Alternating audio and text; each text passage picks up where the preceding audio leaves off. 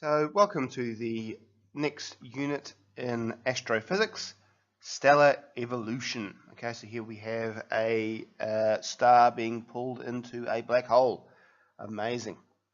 Right, so these are the learning objectives around knowing what the sun is, its relationship to what a galaxy is, understanding the classifications of stars, describing the evolution of stars of similar mass to the sun, and also those stars which are larger in mass than the sun, and understand what the brightness of a star is in terms of two different definitions around magnitude, and draw the main components of the HERTZBURG-RUSSELL diagram. So within our galaxy you can see a wide range of stars which have to be classified. Okay, so if you look up into the night sky, the stars have different colors, different levels of brightness. They appear different in size. So why are some stars white, some red and others yellow? Well, consider blacksmiths, okay? If you have iron in a forge, if it's white, it means it's really hot. If it's red, it's going to be hot, don't touch it. And if it's going to basically be a dull red, then it's probably ready to be cool enough to be created into something. Okay, and it's a similar way with stars. The colors of them determine the temperatures. Okay, so stars can be classified around their color, and the colors can tell you about their temperatures. So astronomers essentially have created 7 different groups of stars based on their colors, and class B and O are the hottest. Okay, around 33,000 to 10,000 degree, 33,000 to 10,000 Kelvin, and KMM are the coldest, which is around about 5,200 to 2,000 Kelvin, and they have the associated different colors. So the brightness of a star depends on 2 kind of concepts. Okay, the apparent magnitude, how bright the star appears from the Earth, and the absolute magnitude, which is how bright the star appears at a standard distance of 10 parsecs from the Earth. Okay, so the apparent magnitude would be how it looks like in our night sky, and the absolute magnitude would be if you were lining up all the stars together in the same location, which ones would be the brightest. Okay, it's also related to the luminosity of a star, which essentially measures how much energy in the form of light is being emitted on the star's surface every second. And these concepts become important when we move on during this particular lesson. So what did the early universe look like just after the Big Bang? Well, just after the Big Bang, there probably would have been a large glowing ball of radiation and matter beginning to form. Then what happened? Well, it began to cool down, okay, as the universe expanded and left hot areas of hot gas that we now call stars. So what are these stars and how many are there? Well, the star is a massive gas releasing energy through nuclear fusion, which we already looked at in a previous topic, and there are billions of stars spread out through the universe collected into galaxies. So from our previous lesson, what is a galaxy? A collection of billions of stars held together by their own gravitational attraction. And there's an example of a whirlpool galaxy right there. Right, so the birth of a star and the formation of a solar system. So how do we get from a star to the forming of the Milky Way? So what I want you to do is pause the video now and try and put these kind of events in order to explain the birth of a star and then leading to how do solar systems form. Okay, so this is the order you should have had. Okay, so it starts with massive clouds of dust and gas in space, the Big Bang basically, and as the universe begins to expand, these clouds of dust and gas are pulled together by their own gravitational attraction compared to adjacent particles of dust which are too far away for this attraction to be strong enough. Okay, then these clouds join up, becoming more and more concentrated, forming something called a protostar. Okay, As the protostar becomes denser, it becomes hotter, and this energy causes lighter nuclei to join together. Energy is released from the fusion reaction, so the protostar gets now hotter and hotter. And getting hotter and brighter, it starts to shine, and there we have now a star. So the outward force from pressure of expanding hot gas inside the star is balanced by the force of the star's gravity. So then, how do solar systems form now? Because now you've got the star, how do you get the solar system forming? Well, the star's gravity pulls smaller amounts of dust and gas together, forming planets in orbit of the star. That's how solar systems form from the star. This is the formation of our solar system, broken down into 5 steps. Okay, you can see the protostar forming, then the star forming in part B. Starts to C, the gases around it start to coalesce, and then D beginning to form these orbits. The orbits then allow these spheres to form under their own mass, okay, which is the planets in E, and then we have a solar system. Okay, so from our solar system point of view, an isotope of uranium can be naturally found in the Earth, which shows the solar system must have been formed from the resonance of a supernova. Okay, basically a giant star exploding, okay, which is an A. So we'll explore this later in the lesson. So essentially you have 2 different kind of criteria for star, okay. You've got the low mass stars like ours, the Sun, and you've got the high mass stars like the red supergiant Betelgeuse or supernovas like Kepler's star. Okay, and you've got other things called black holes as well. Okay, so in terms of their evolution, they evolve in different ways. So basically you start off with a protostar, which then becomes a main sequence star, and either they, for stars that are the same size as our Sun, they form red giants into white dwarfs, then finally into black dwarfs. For those who are stars which are much bigger than the Sun, they form red supergiants, finally go supernovae, and they can either form neutron stars or black holes. So in terms of a main sequence of a star, okay, stars like our Sun release energy as hydrogen fuse together, okay, nuclear fusion, and in doing so for millions of years, the energy will release until the Sun essentially runs out of hydrogen. Okay, so when a star, with the star really being one big explosion, how does this actually all stay together? Okay, because it's basically a giant nuclear fusion explosion. What happens after that? Well, at the end of a main sequence star, which is about the same size of our Sun, when the hydrogen starts to run out, okay, when the Sun finally runs out of hydrogen, it begins to get larger and larger, okay, to swell out, which is where your red giant comes in, and then your white dwarf, black dwarfs, okay. So stars are the same size of our Sun or smaller, swell out and cool down, turning red, known as a red giant, because of course the red is a cooler color, okay, meaning the surface temperature is going down. Then when fusion stops, there's no more radiation to be released. The star collapses in its own gravity to become a white dwarf. This is smaller than it was before. Initially it becomes cold, and finally, eventually, forms a black dwarf. Okay. That's if it's same size as our Sun. Now it's a different evolution if it's larger than our Sun. Okay, so for those stars bigger than our Sun, just like our Sun, they go from protostar to main sequence star, but instead of forming a red giant, they form a red supergiant, okay, where it swells to form a red supergiant which collapses under its own mass.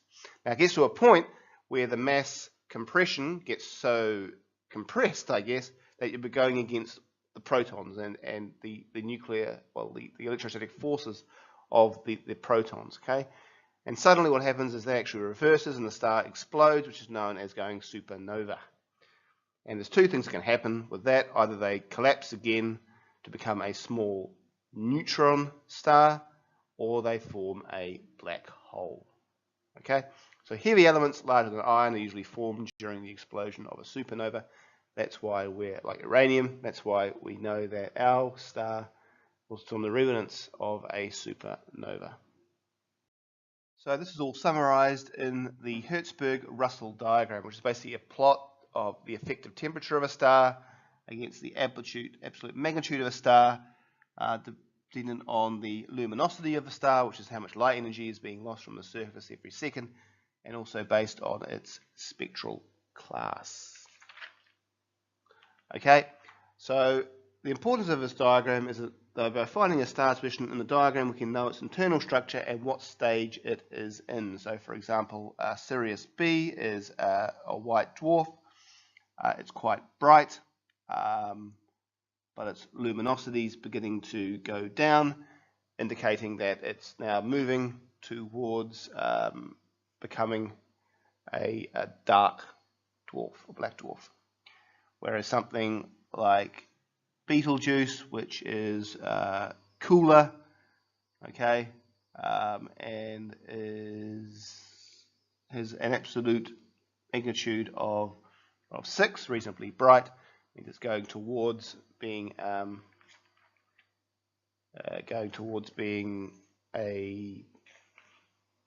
supergiant. Okay, so a red supergiant, which means it's going towards being a going supernova. Okay. So, for example, Sirius lies in the main sequence. Okay, there's Sirius. Sirius lies in the main sequence. So it's a star similar to our Sun. The next stage of its life will become a red giant. Okay, it's going to end up being a red giant, move up into here. Okay, Rigel is in the supergiants region. Let's find Rigel. There he is there. Okay. And so has already passed through the main sequence part of life. The majority of fusion reactions taking place in its core are now between helium nuclei. It will eventually become a neutron star or a black hole. Okay, this is really revealing the true power of the HR diagram. The astronomer can know a star's internal structure and evolutionary stage simply by looking at its position in the diagram. Okay, so for this information in mind, we can now kind of explain the formation of the solar system from our solar system being formed by a supernova, because now we know that uranium can be naturally found, as we've already discussed, illustrating that this is evidence that the Earth was formed from the remnant of a supernova, because elements heavier than iron are formed naturally during an explosion of a supernova. Therefore, an element like uranium, which is heavy, can only be present in the remains of a supernova. Okay, so the remains of a star, the supernova, going into a neutron star or a black hole. So an explosion causes, if you get a neutron star forming, an explosion causes the core to compress into a neutron star, which is an extremely dense object composed only of neutrons. So basically the protons and electrons have now smashed together to form neutrons. And a black hole is a star big enough to become a black hole instead of a neutron star. So what is a black hole? What do you know about these? Okay, that's something you should probably like to research and develop. Basically, it's a nice big gravity sink, but it would be great for you to actually research these ideas as well. So in terms of our Sun, it's thought that gravity pulled a lot of the hydrogen together to form our Sun. Okay, and the Sun is thought to have already lasted for about 5 billion years and will last for another about 8 billion years because of its general stability, which is good for us on planet Earth.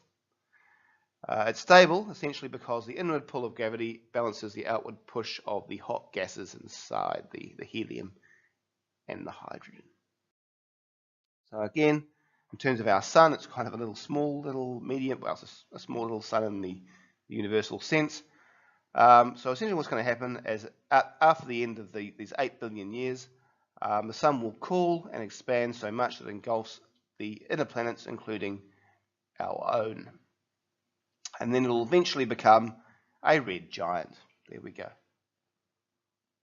Following this, the force of gravity will cause its contracting again, so it becomes a small, bright star called a white dwarf. There it is there. And then finally a black dwarf. So in terms of a summary, the Sun is thought to have lasted for about 5 billion years and will continue going for another 8 billion years until it starts to evolve into a red giant and destroy us on Earth. It's stable because of this balance of forces between the gravity and the outward push of hot gases. And towards the end of its life, it will basically become a red giant and engulf us all.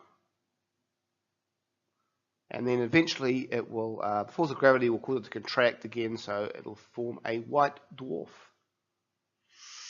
And heavier stars than the Sun will not do this. They'll become a giant red giant, super red giant, and violently explode to form a supernova, eventually turning into a neutron star or a black hole.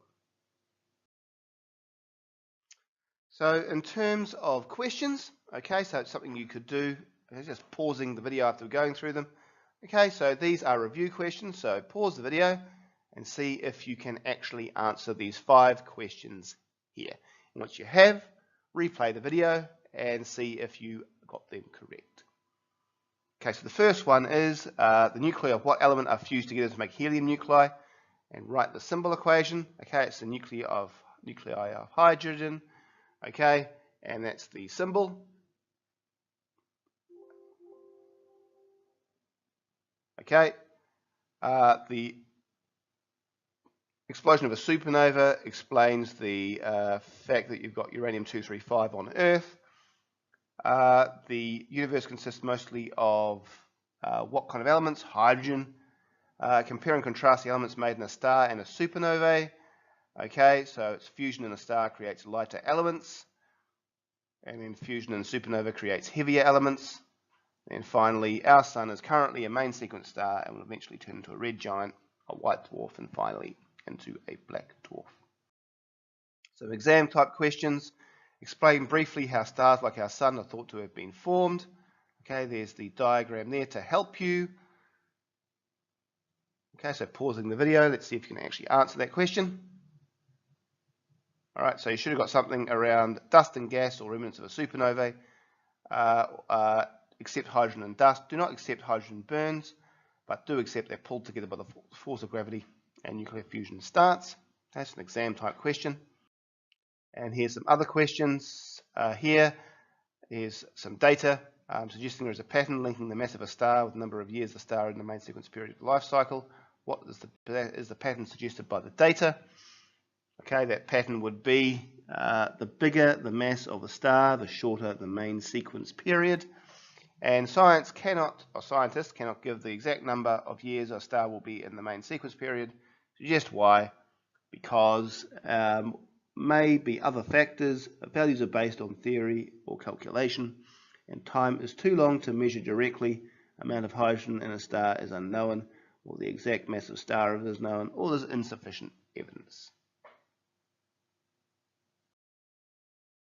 Okay, so it's